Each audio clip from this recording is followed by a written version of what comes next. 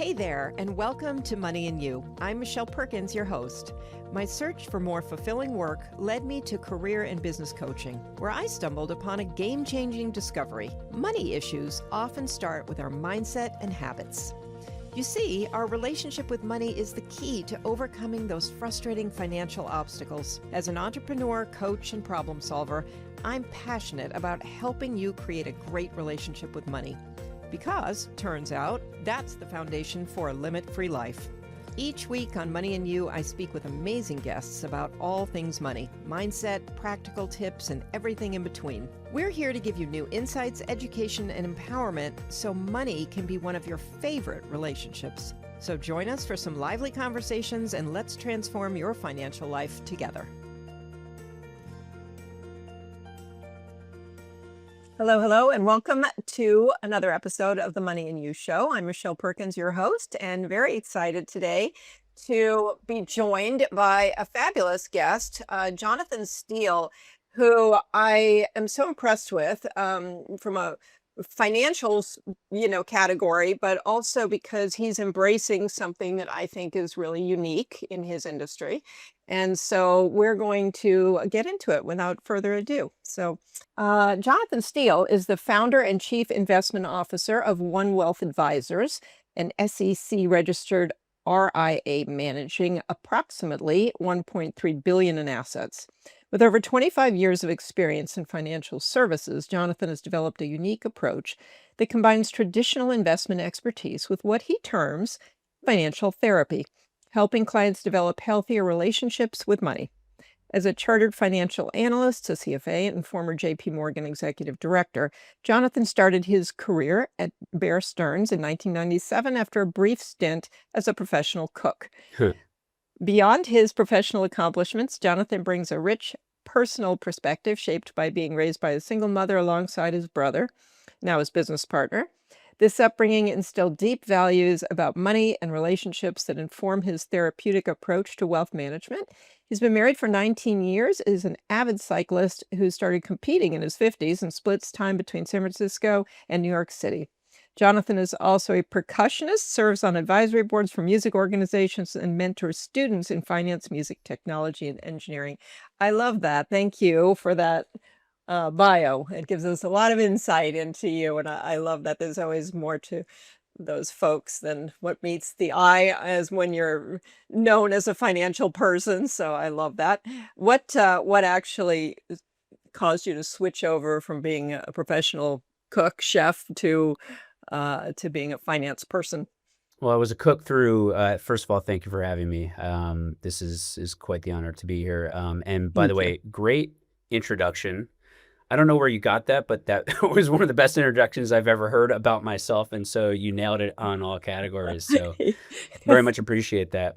So I transitioned from being a cook to getting into finance in 1997. I cooked basically through middle school, high school, and college, and so it was always a job to pay the bills. And I did come across people who I was inspired by through that time in my life, and realized that towards the end of my getting my degree in business at Temple University with a concentration in economics, that I thought I wanted to become a cook and not pursue finance. So I moved out to San Francisco at that time. My brother, who you said, he's my business partner, he had just moved out to San Francisco in 1997 as well. And upon graduating, at that time, it was either New York City or San Francisco to pursue a career in cooking if you wanted to take it very seriously, in my opinion. Philadelphia, where I went to college, is now a great restaurant city, but at the time it was just kind of developing. So I moved out to San Francisco with about $1,300 in my pocket, barely a place to stay, and no job. When I got here, just basically started picking up the phone and cold calling restaurants. Worked for a couple of very good restaurants and chefs. After about 9 months of actually doing it as a career instead of paying the bills, I realized I was not long for that world. What actually happened, I can't particularly say. I can tell you the experiences that drove me to this. And it is something that I think is a transferable experience that people should be looking out for. When you start dreaming about your job the night before, and those dreams actually are nightmares, then Yeah. you should maybe consider doing something else. And so I was having nightmares around my mise en place for the next day and preparing for my cooking day. And after about 9 months of that happening, the sous chef, who was basically a rank and file cook in the kitchen, I pulled that person aside, one of the people that I respected most in the kitchen, and said, "Hey, listen, I'm having a really tough time emotionally here. My brother, he's working for this finance company. He said he could get me an interview, and that guy said he was in the business for like 35 years. He said, get the heck out while you can." And so those may have not been his exact words, but they were pretty darn close, and it could have had some expletives in it. So that was the reason why I made the transition. Wow, I love that. I love a good career transition story as a person who started this business as a career coach. So I still do that, and I love that. That the reasons why people choose what they do for work is totally fascinating. So you took this job in finance, and did you have a sense that you would want to be there, or was it more getting out of the kitchen? It's getting out of the kitchen. I don't know that I had any particular career objective other than being able to feed myself and get away from the thing that was giving me nightmares. But interestingly, there were transferable skills. I started cold Mhm. calling at the time. That was a way to build your business, and I was making $500 a day out going to prospective clients. I wasn't pitching stocks. I was pitching services. My pitch was generally, "Hey, I provide financial planning services to people. Would you be interested in meeting with me if I happen to be in your area?" So that was generally the cold call, making Right. $500 a day, connecting with 50 people, getting 5 qualified leads, and then just starting to build my practice. And then shortly after partnering with my brother. But I talked about the transferable skills, which is really interesting because it similarly to cooking, where you wake up in the morning, you walk into you commute to work, you go in the walk-in, you get your vegetables for the day or whatever it is that you're preparing. You perform your mise en place. You prep your station for the service, and then you finish service. You break down. You clean your station. You do some prep work for the evening people if you're working mornings, and you do some prep work for the morning people if you're doing evenings, and rinse repeat. Similarly with cold calling, I picked up the phone. I made 500 dials. I got rejected. I basically asked for things, and ultimately, so it was very much this repetitive process. But let me tell you, the fact that instead of putting on an apron and whites and putting on a suit, that was all the difference that I needed to really feel like I had made it in the world. So, candidly, I have, as you can imagine, an extraordinary amount of respect for those who work in the kitchen. I envy them in many ways because they basically had the clout or the will that I didn't have to make it. But wearing that suit and cold calling and feeling kind of this idea that uh, building some career shortly after it was really what kept me there. Yeah, I think I love that story. And I love the idea of transferable skills. There are always transferable skills. People come in and say, "Oh, I only know how to do this. I don't know how to do that." And it's like, okay, well, let's unpack that a little bit because typically, and that's a really great example because that's not obvious by any stretch. Yep. So yeah, love that.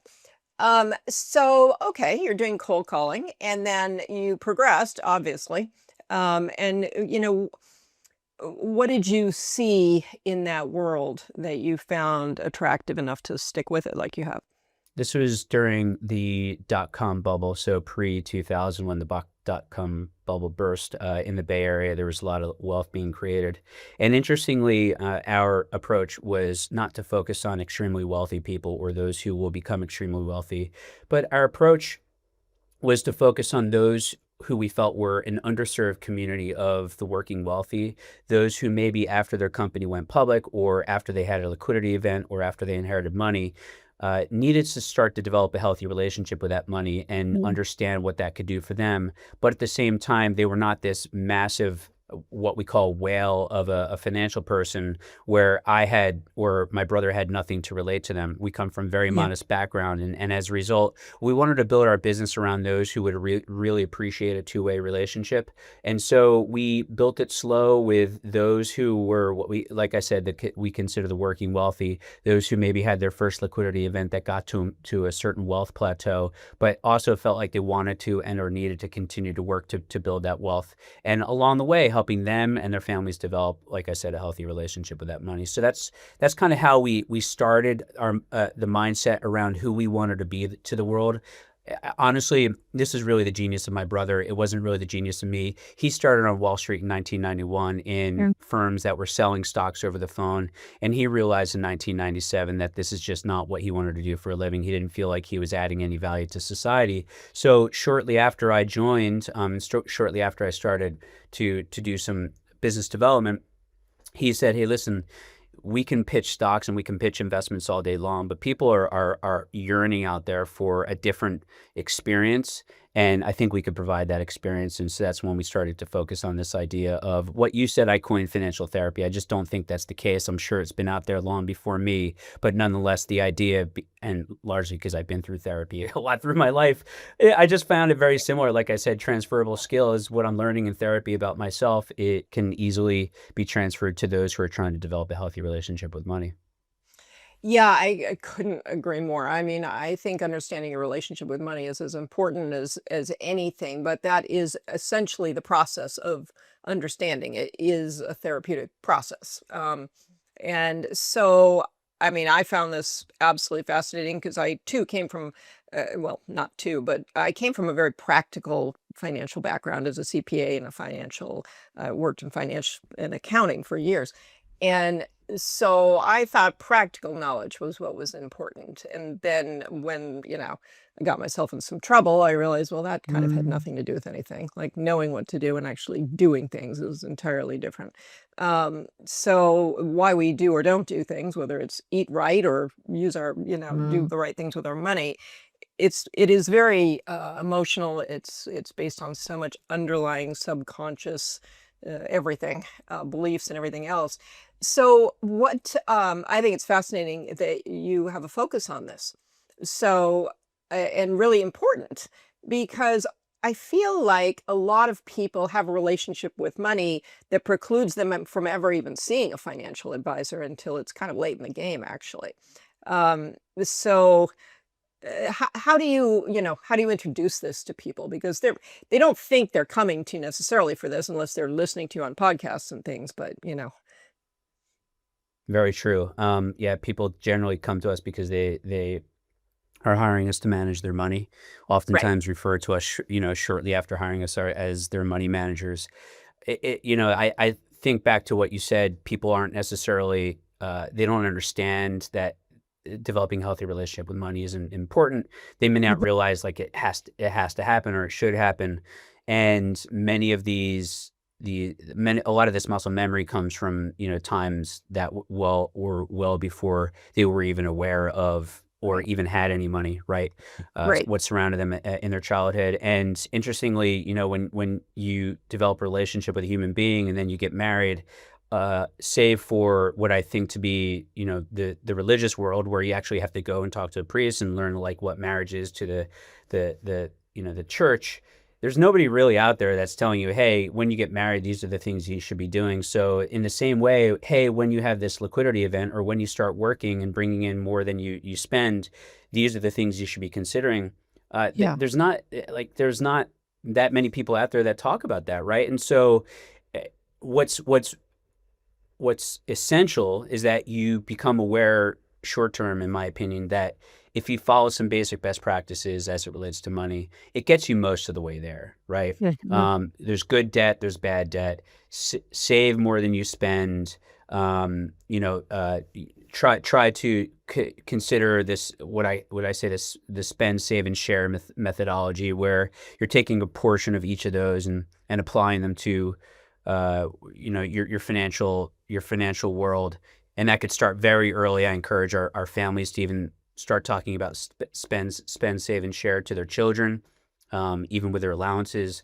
So if you can follow some basic best practices and develop this scaffolding early in your life, then along the way, when you introduce others to your life, whether it's girlfriend or boyfriend, what partner, whether it's husband, wife, partner, kids, parents, all of these things, you've developed a decent scaffolding going into these, personal relationships. And so hopefully you have a Mhm. healthy relationship with money going into them.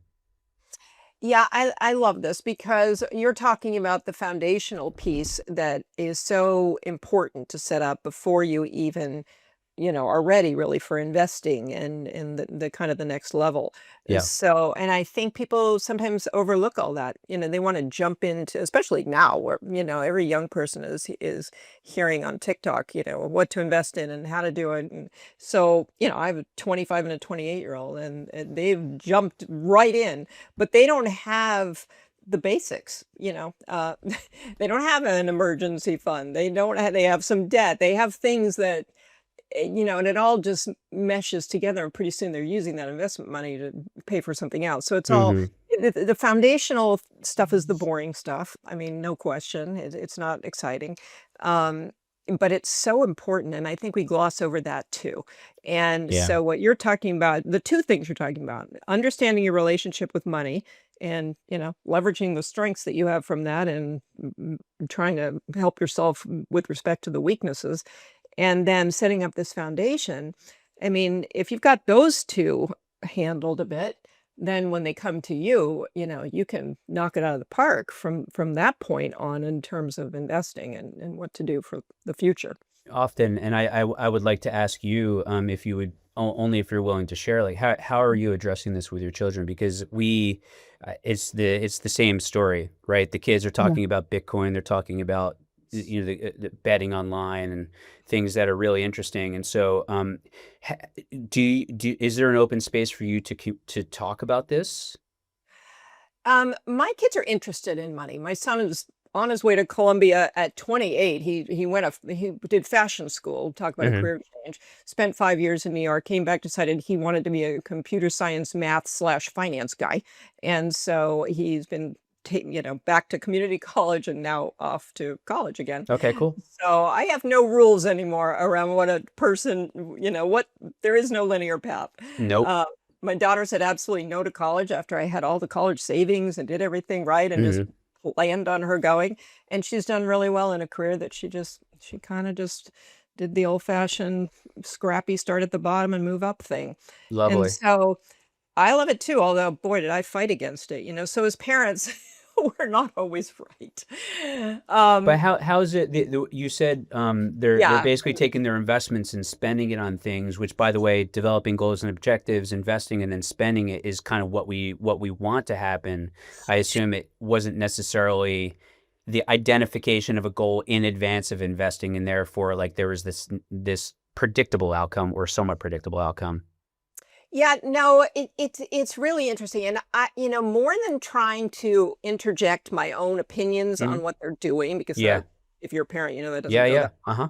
um, I've been really observing them, and Okay. honestly, even in their 20s, because they've jumped in, they've also made a lot of mistakes. And so it's been more interesting, I think, to have the conversations. Okay, well, this is how this went. You Hmm. took all your money out of the S&P and put it into this one stock that you thought was going to go crazy.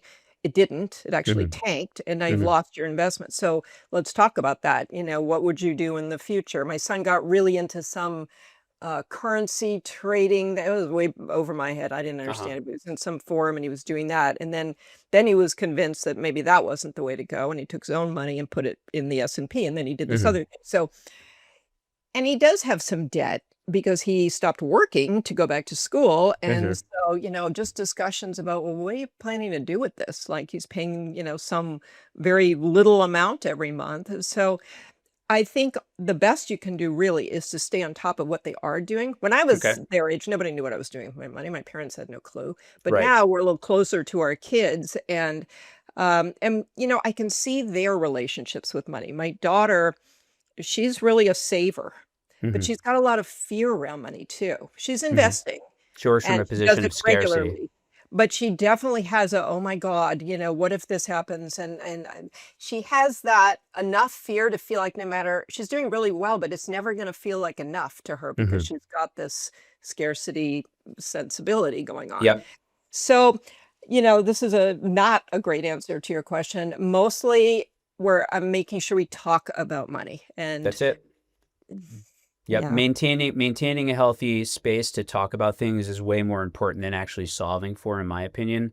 If one has that relationship with whoever it is in their life, whether it's parents, kids, partner, business partner, whatever it is, then at least there is a foundational opportunity to address opportunity and also issues, right? And so Mhm. kudos to you for having that relationship with your kids. That's if we're coming into a conversation with a family, and the parents are starting to develop like a relationship with money individually and separately, right? Because they come from different spots.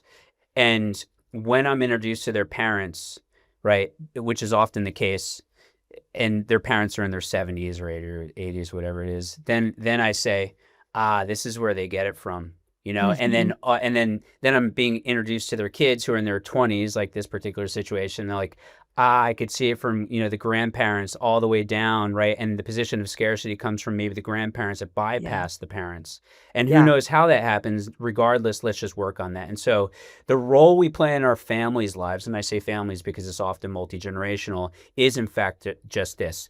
Use basic best practices in investing. Those are kind of the tools that we have to formulate like a good investment plan. Help them identify goals and objectives that investment plan is used to solve for. And then the emotional side of things, help them get as comfortable as possible with the process so they can at least sleep well at night. Have you ever had a money or career question you really wanted to ask, but didn't know who to go to or just felt uncomfortable even bringing it up? You're not alone. Talking about money can feel intimidating, even scary. And that's exactly what I'm trying to change. That's why I created a free virtual coffee chat, a casual, no pressure 20-minute conversation where you can bring one thing you're wrestling with and we'll talk it through. No judgment, no jargon, no sales pitch, just clarity, ease, and a real answer from someone who gets it. If you've got something on your mind, don't sit in the confusion. Book a spot at limitfreelife.com and let's sip and sort it out. Yeah, so interesting. I do think the more, I mean, you talked about the fact that we don't learn these things anywhere. How are we going to learn, that you even have a relationship with money? I mean, there's Yep. really nobody talking about it, which is why it's so great that you're talking about it. Because you have a different level of credibility when you're somebody who's in the business that you're in, and yet Yeah. you're still talking about it. It's not woo woo coming from you because you're, a real financial guy. So, I really love that, and it we underestimate, where our emotions can take us, I think in all aspects of life, and so that's a conversation we have a lot too, and the other thing is our relationship with money often it's coming out of some pretty negative things, maybe some shame around things or fear or which is I understand it. I've had it myself. I mean, money can be a very scary thing out there in the world. I mean, it Yep. can put you in some crazy positions. It can also buy you a great deal of freedom and happiness. So you have to be very conscious and aware. But where was I going with this? I feel like when you do talk about it, I'm very conscious of how much of my own potential fear I might have around things to try to not have that come out. My point really is I try to make these money conversations as enjoyable as possible. They Good. should be fun. Yep. And I'm sure the same with your clients come in. I'm sure many of them quite afraid. I Uh, often try to tell them to make me the bad guy if needed. Like and I'm happy to play that role. I have a lot less emotional skin in the game, and so what I encourage sometimes family members have to unwind mhm. things that have taken, that have happened over the years to get to the point where like there is a safe place for conversation. Sounds Yeah. like you've gotten past that point, which is awesome. And then similarly, to hiring a therapist, I can't call myself a therapist. I don't have those credentials, but the reality is, I I've seen I've seen a lot of potential outcomes right? And so to the degree that one can if there is some negative or harm or whatever it is that have taken place in a relationship, if there's a way to kind of start to unwind that, or hire somebody like a financial advisor to say, hey, listen, like this is how I think I've affected my family member, and here's Mm, how I'd like to initiate change. Can you help me with this change? They'll typically mhm. first work with you, obviously, to think about like, okay, why did it happen to begin with? And then what are you doing differently now that you didn't do that you're doing in the past that shows a positive outcome, and maybe focus on that change and speak to your now adult child. By the way, they're in their 20s, right, or 30s. Mhm. Say, hey, listen, I'm an adult now, you're an adult, I want to talk to you about things that affected me negatively and how I changed.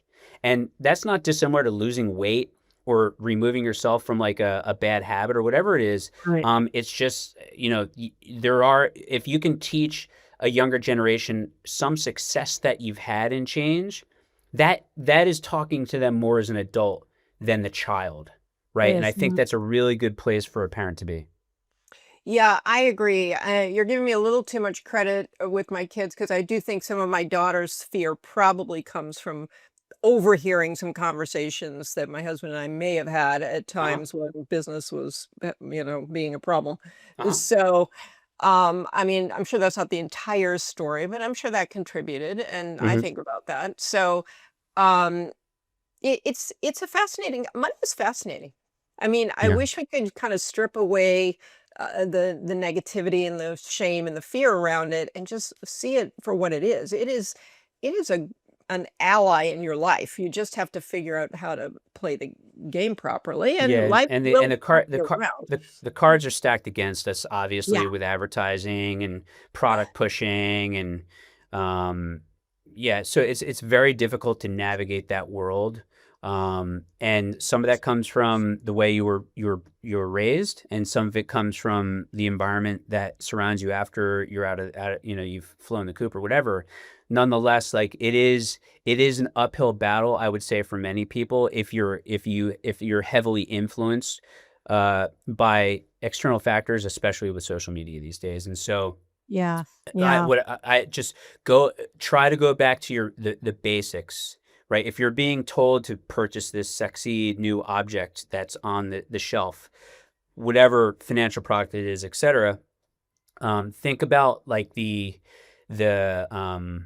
think about the the basics, the things that could give you the highest degree of confidence that you can achieve a goal that you've identified, and whether this sexy new object is really going to add the potential for you to achieve that goal relative to the risk you're taking, right, for purchasing that Consider. sexy object. And so I think that's really like in any decision that you're making when it comes to finance, you really have to think about the incremental benefit you're going to be receiving. Now, there is an emotional benefit, and I don't want to exclude that.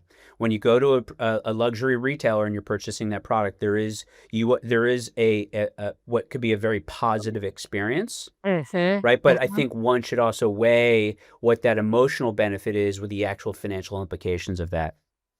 Yeah, it is that weighing, and again, it comes back to knowing yourself. I mean, some people's relationship with money is so strict. We should never buy ourselves any luxuries. That's just a waste of money. I mean, that's not a great relationship either. Correct. So it really comes down to understanding yourself on a really deep level, which is where the therapy piece comes in. I mean, And that's it's your own really journey. You're one of one. exactly.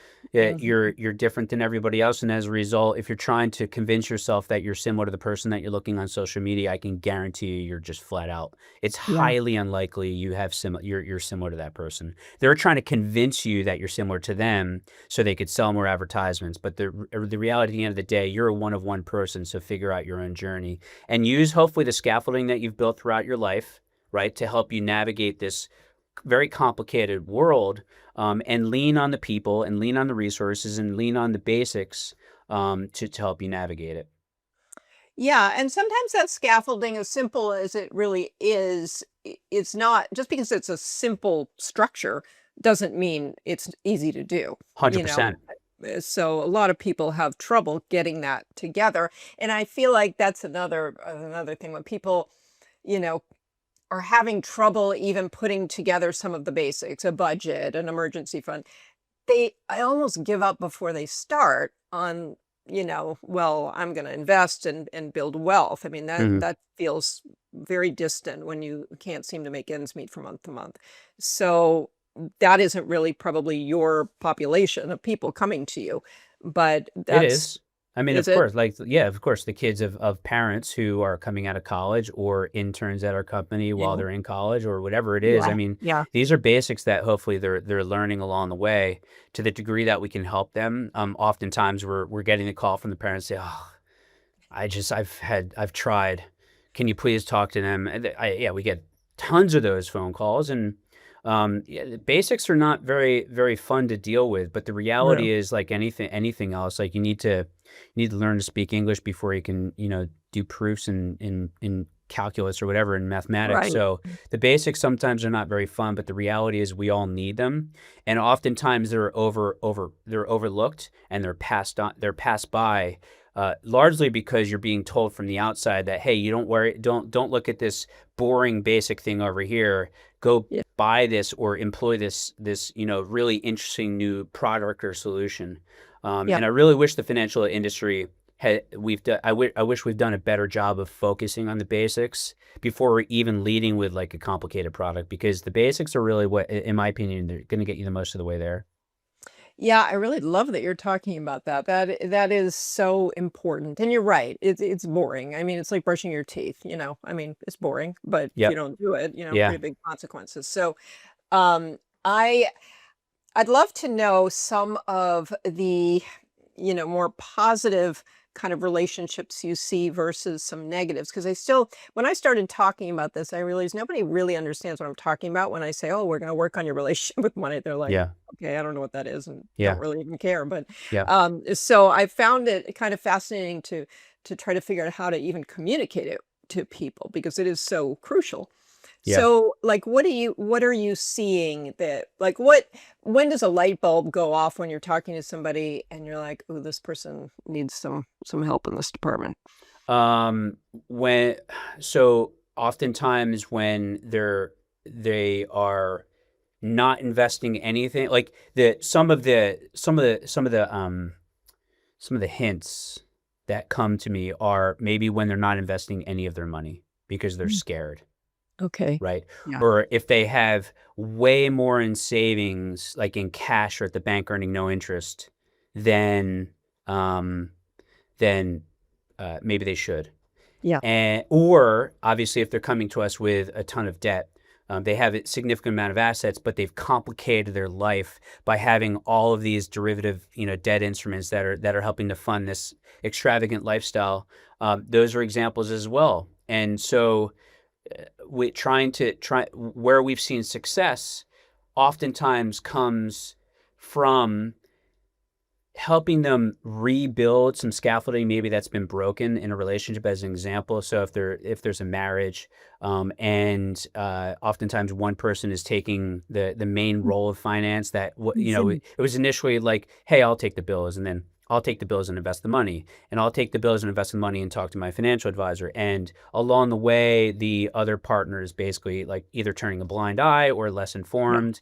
And then there's, sometimes financial infidelity that's taking place, which is a real thing. And so what the success is, oftentimes the success is just saying, hey, once a year, even though we're going to meet 2 or 3 times a year, once a year, let's come together and let's just give the state of the nation. It doesn't have to be super involved. Let's take 5 or 10 minutes and give the state of the nation, and then you could drop off and do your thing, and then we'll get into the specifics of whatever the other partner wants to, or husband or wife wants to talk about. So that's an example of an incredible success for me. Another Awesome. one is being introduced to the son or daughter, or child of a client, and having them just simply open an investment account and have them go through the financial planning process and say, okay, I know developing goals and objectives is just a foreign like thing to you, but what are some examples of things that you think you may want to purchase in the future? many years, and they're 19 or 20 years old. Well, I want to buy a car because I know I'm going to need a job, and maybe I want to get married and have, kids and buy a home. And so we basically help to build a real financial plan for them and show Yeah. them what it's going to cost for them to actually solve for this. And so those to me are real successes to us. Yeah. Oh, I love that. And um, so, you know, it sounds like you're tuning in when you're talking to people to kind of hear where their relationship is at. Yeah. And I mean, are people typically open to going there? Do you actually bring up the idea that there could be these blocks in the way or whatever, or do you sort of how do you address that with There's a little people? bit of, I don't want to say Jedi mind trick, but really at the end of the day, if you address like a like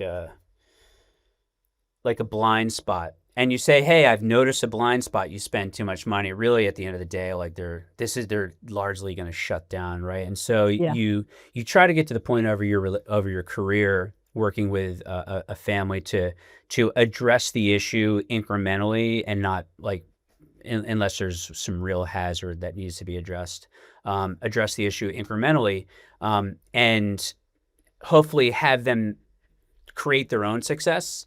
And Mhm. we're just kind of along for the ride, giving them opportunities to do so. Sometimes there needs to be difficult conversations, and oftentimes those conversations are not just one-on-one. They involve like a couple or something like that, where I end up being, or my team ends up being, basically an impartial third party to help moderate a difficult discussion. And those to me are, if I have one thing that I love to do more than anything else, is be in the room with two people who genuinely love and care for each other, that had this issue that they're unwilling to talk about, and helping them through that to me is like the greatest gift to be able to help them do so. That's so interesting to me. I was gonna guess that that was your most hated discussion because it's the hardest in my mind, to sit Yeah. there and watch two people, kind of have one of these difficult money discussions. But I think I'm that, not saying I want to have it with my brother or my wife right now. Like that is not the easy discussion, but to be able to go in and be of service to others and help them get to that point is by far the greatest gift. For me to like make people a lot of money, that's awesome. But for them to actually like come closer to each other with money as being kind of like the general context of the discussion, that there's yeah, money can't buy that. There's no dollar amount that can buy a better relationship with a human being. right, right. And I mean, that money is one of the things that does drive couples apart, sadly. And I think Yeah. that scenario where one person is taking care of everything and the other sort of starts to like drift away from all of it and not really know anything is more common than we realize, and it's Yeah. unhealthy to say the And it least. and it changes. Like in my therapy sessions with my therapist, not about money, but about other stuff and relationships, he basically said like every human being has like this wave that they go through, ups and downs, and then other people have other waves, right? And those waves are not always aligned. And Mhm. as a result, every once in a while that your waves connect with each other. And those are the magic moments. Either in the most difficult or the most beautiful moments. And if you can kind of reduce the volatility of those waves between two people and help them get closer to having more common like good spots, the better the outcome's going to be. So that largely revolves around healthy dialogue more than anything else. Yeah. And yeah, so like if you can open a conversation with an impartial third party to help you come closer as a couple, and it happens to be under the guise of money, spending, saving, dealing with parents, whatever it is, use that as an opportunity with your financial advisor. Because I bet you there's a lot of financial advisors out there, by the way, who think of themselves as money managers, but have garnered the level of trust in their clients Mhm. that they could actually play a significant role that has nothing to do with making somebody money. That's really interesting because I think most people would not think that they wanted to be involved in that Yeah. area. Maybe So maybe they don't, but for me, it's everything. Yeah, no, I think you're right, though. I think more probably do. They just don't really know how to Right. invite people into that conversation. So, Yeah. yeah, no, I think that's great because the mileage you get out of that for all of you. I mean, for them, but also for you and your ability to do a good job for them. I mean, it's all tied together. So, Yep. the more, they can come together on ideas. You brought up something that I wanted to come back to just for a second because nobody's brought it up on the show. And um, I think it's being not addressed enough, but these gambling apps, I don't know if you're finding it in the adult population at all being a problem, but it's a real, actual serious problem. I mean, I help out. I volunteer at an addiction recovery center that mostly had dealt with drugs and alcohol for years and years, and now all of a sudden they have a whole arm of this that's devoted to gambling because it's becoming such a problem. And I've talked to some of the folks in it, most of them on the younger side, and they play $5 at a time and it's real fun, and then suddenly they're finding $20,000 somewhere and gambling that away, and all of a sudden, their life is a pretty big mess from these apps, which I've never even looked at one. I don't but, um, do you see that as being a potential issue for people in terms of what's going on with their money? The potential for sure. I mean, I think we're in the early innings here of Yeah. the democratization of gambling across different states and different regions. Um, I, first of all, thank you for volunteering for that. That's huge. I am hosting like an office hour Mm. for those who are kind of freshmen and sophomores in college, and I had asked my intern to develop a kind of like a curriculum of what we should be discussing. That was one Yeah. of one of the items that was top of the list. So clearly, that cohort is noticing that it could be a potential issue, and as a result, it is likely to be a potential issue. I have not come across a ton of it yet, but these office hours are exactly why I want to be doing this, is so I can be Mm. more aware and so I can help our clients, and ultimately, clients of my younger generation who works for me, for them to develop an understanding of what could be issues. And we want to get in front of this before it is an issue, right? And so, yes, they're gambling $5 away, and I've heard this. This is kind of the gateway drug Yeah. of as little as $5 gets you $20 in gambling. Of course, well, $5 ends up being 10 and 20 and 100, and then your salary for the month, and that's essentially the way it works. And so, even if it's a small subset of our society, it's way too big. So my concern, in terms of the regulatory and political environment, I don't want to talk about that. I'd rather just Right. deal with the fact that, hey, let's open a space so we're made aware of in the financial community that this could be a potential issue. Maybe not for those that we're normally used to serving, but for those that I and my team, my younger team, will be serving in the future. Wow, really interesting. Yeah, I see your firm as being really service oriented in ways a lot of firms wouldn't be. Mhm. So, can you speak a little to kind of what your I mean, that's really interesting to me. So, what is the vision for this? Well, I mean, our industry has done a pretty poor job of like how a client pays us. And so the reality at the end of the day is the majority of like what the outward facing community would see is that they're hiring us for investment management, right? Mhm. And so there are firms like ours who have moved to an hourly wage, an hourly like service model or whatever.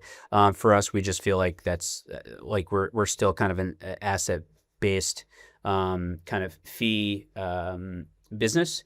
But Okay.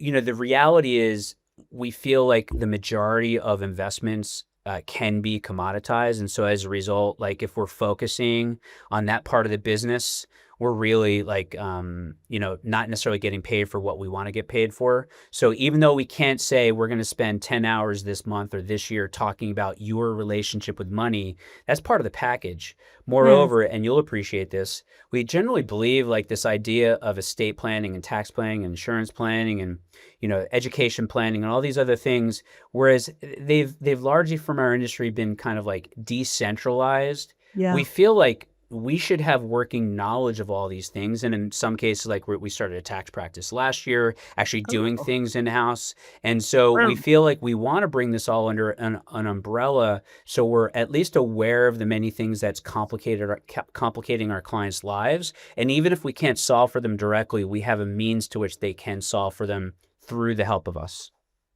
I really love that. I do think there's yeah, that's, I don't think people necessarily know the value of that unless they've been through some big life events, and really the tax person and the financial person and the trust person should have all been in a room together figuring this out, Yep. because individually, they're off doing, what serves their own And then the client's particular. put in the middle of it. It's like, Yeah, the kid being put in the middle of, like, two difficult parents having a tough, so at the end of the day, we're hoping it's not always the case. And it's not in terms of the regulatory environment, maybe we can't play a explicit role, but to be, and we've always felt that if we can be at least part of the conversation and a significant part of helping, um, helping to act as a sense of coordination for our clients, like right. that's really what we want to get paid for, to be a coordinator, right? And if we could Wow. be a coordinator, right, we understand this, we have a general understanding of the disparate areas of our clients' lives, and then hopefully they can open it up and say, hey, listen, like, we need to redo our estate plan because we have, an issue in the family, whatever it is, and like, who Mhm. should we talk to? Well, what's the issue? Let's develop a general understanding of what's going on, and let's find you the particular expert that can handle that.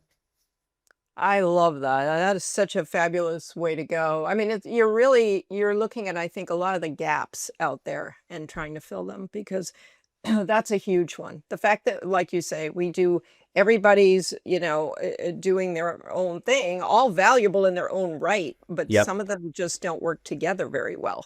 Yeah.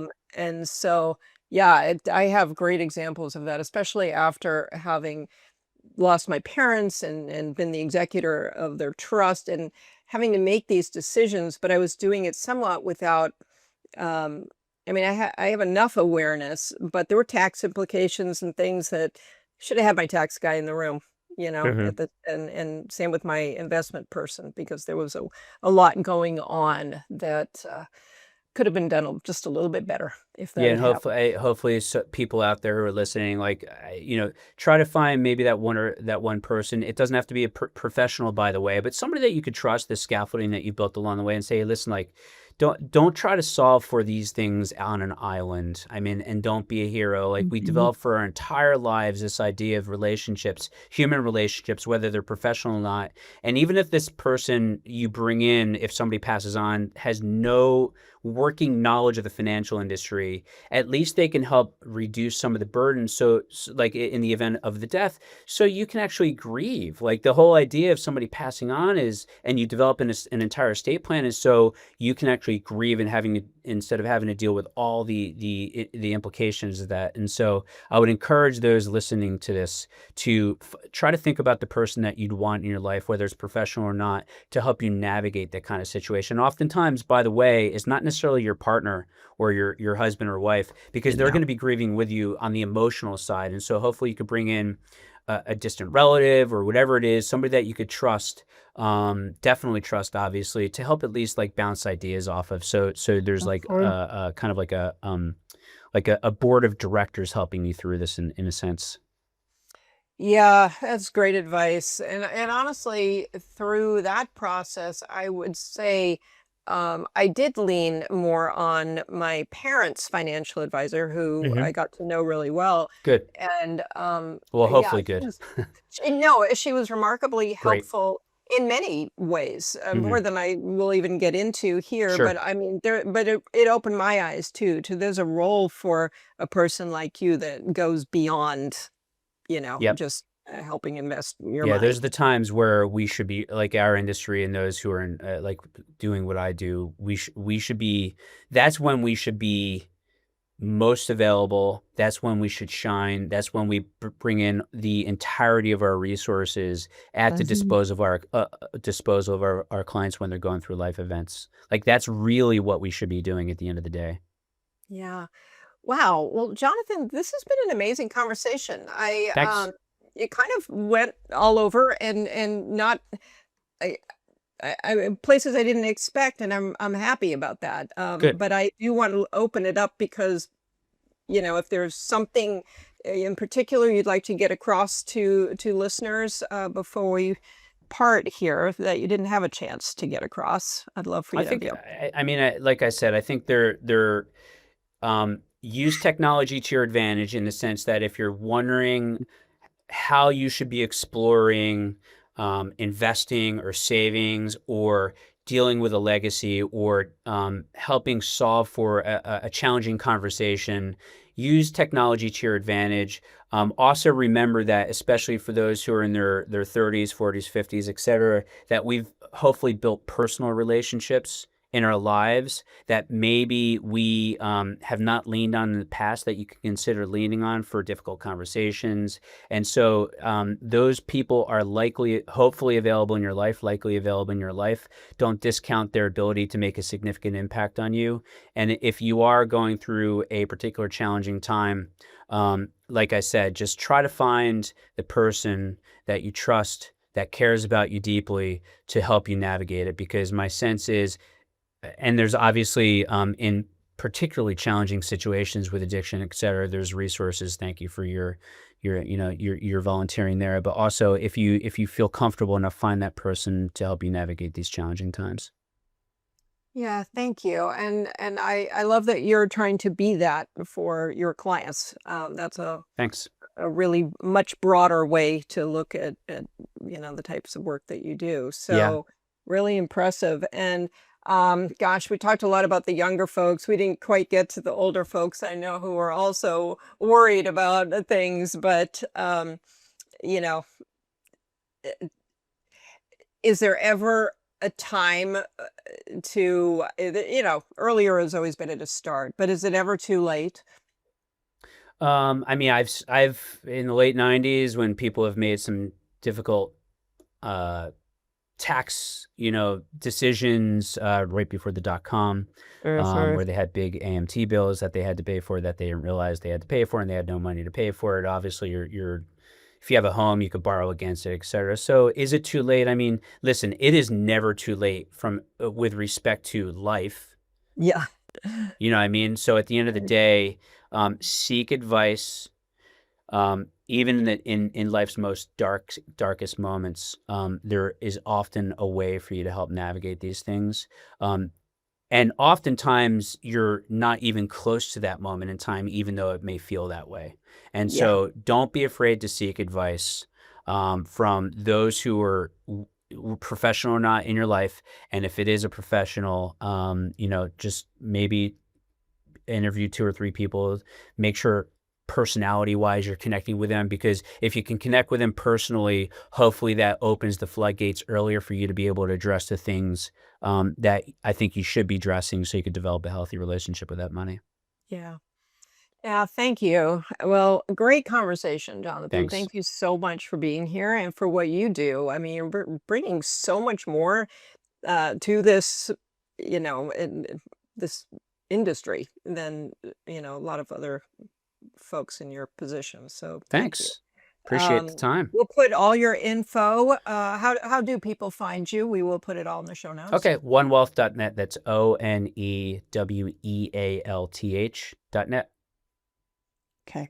And if people can they just have an initial consultation with you guys There's or an info button on there, absolutely. So just okay. click the info button, put your name in there, and Okay. we'll be reaching back out. Thank you Okay. for that. Yeah, thank you so much for being here today.